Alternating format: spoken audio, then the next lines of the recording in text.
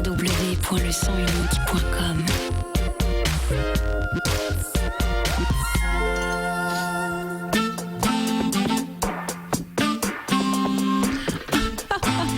Rendez-vous avec vous.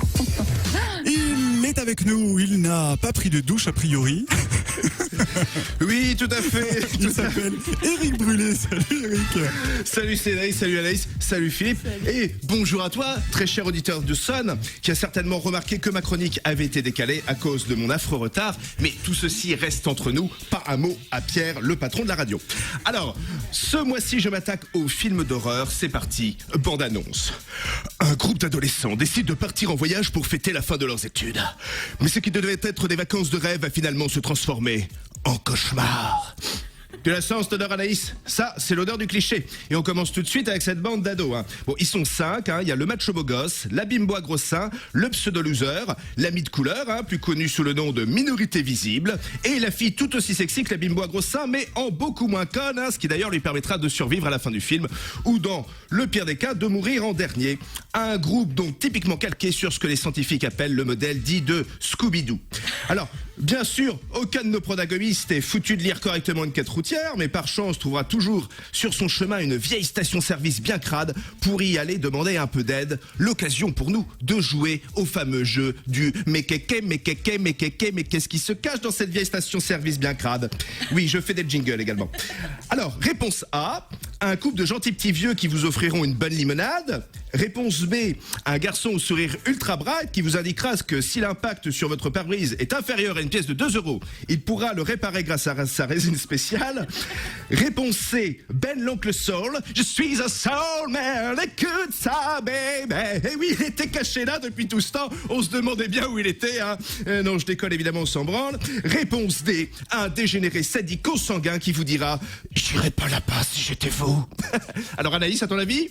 Je pense la dernière. Ben oui, évidemment, c'est la D. J'irai pas là-bas si j'étais vous. Eh ben, on va y aller quand même.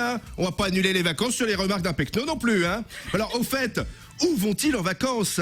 Bon, au début, ils avaient pensé à Punta Cana, mais c'est un petit peu surfait. Alors, ils ont décidé d'aller s'enterrer dans une lugubre cabane construite sur un ancien cimetière indien, paumé au beau milieu d'une immense forêt noire.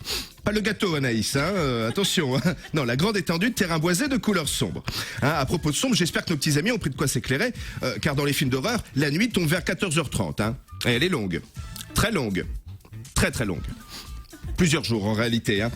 Et puis la cabane, c'est pas ça. On s'est un peu fait enfler par l'agence de voyage. Ça ressemble pas aux photos du catalogue. Les lattes de parquet, les marches de l'escalier, les portes, tout dans cette foutue baraque ne cesse de grincer. Le moindre coup de tonnerre fait sauter toute l'électricité.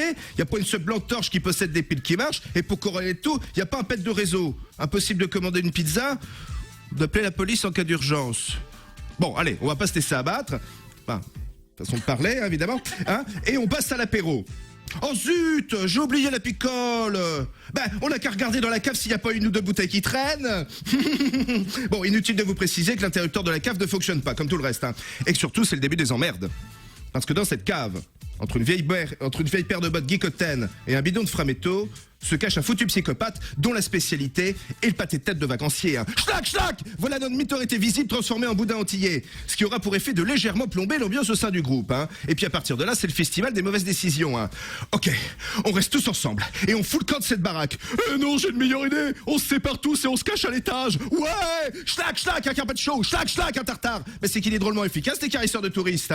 Bon, finalement, je pense que c'était pas une si bonne idée que de se planquer à l'étage. Chut! Anaïs! Je viens d'entendre un bruit dans le placard. Oh, j'ai une idée! Je vais aller regarder dans le placard ce qu'il y a dedans! Oh, saloperie de chat! Toujours là pour nous faire sursauter, celui-là, Bon, par contre, le type derrière toi avec un crochet de boucher, je crois que ce n'est pas un chat. Schnack, schnack! Un steak haché! Bon, à ce stade-là, il ne reste plus qu'une seule victime. Bon, elle vient de foutre 2-3 neurones sur le dossier, elle vient de capter qu'il était grand temps de décarrer de cette petite cabane, Bon, par contre, je lui déconseille d'essayer de partir en voiture, Il y a de grandes chances que la bagnole ne démarre pas, Puis si elle démarre, ça voudra dire que le tueur est sur la banquette arrière. S'enfuir au courant est également inutile, à cause de la loi universelle qui stipule qu'un tueur qui marche est toujours plus rapide qu'une victime qui qui court. Et puis avec toutes ces brindilles par terre, elle va sûrement trébucher. Et plutôt que de se relever, elle va essayer de se barrer en rampant. Non, on sait comment ça va finir, hein. Schlac. Hein. En même temps, elle n'était pas si fut que ça. C'est la sélection naturelle.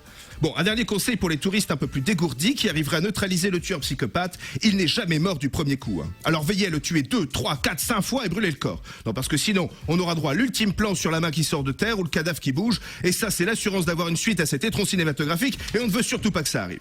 En conclusion, une bande d'ados, un tueur psychopathe, un chat-farceur, un bidon de frametto. Vous étiez bien devant un mauvais film d'horreur. Mais c'est la dernière fois, je l'espère, que vous vous faites avoir. Merci, bien en forme Eric. Hein. Merci Eric Brulé. En retard, mais en forme. Et tout y était, hein. Moi qui regarde pas mal de films d'horreur, effectivement. J'ai Bien vu. tous les 10 films d'horreur des derniers que j'ai vus, c'était ça. Eh ben voilà. Et donc d'ailleurs, on te retrouvera sur scène dans quelques jours. Tout à fait. On me retrouve au Terneux Théâtre, le TNT, du mardi 27 au samedi 31 janvier. Donc venez nombreux, n'attendez pas que je fasse un zénith, parce que si tout le monde fait comme vous, je ne ferai jamais de zénith. Merci beaucoup Eric Brulé. En tous les cas, on te dit à très bientôt sur l'antenne de Sun. Passe un très bon week-end. Merci à vous aussi. Ciao. Salut.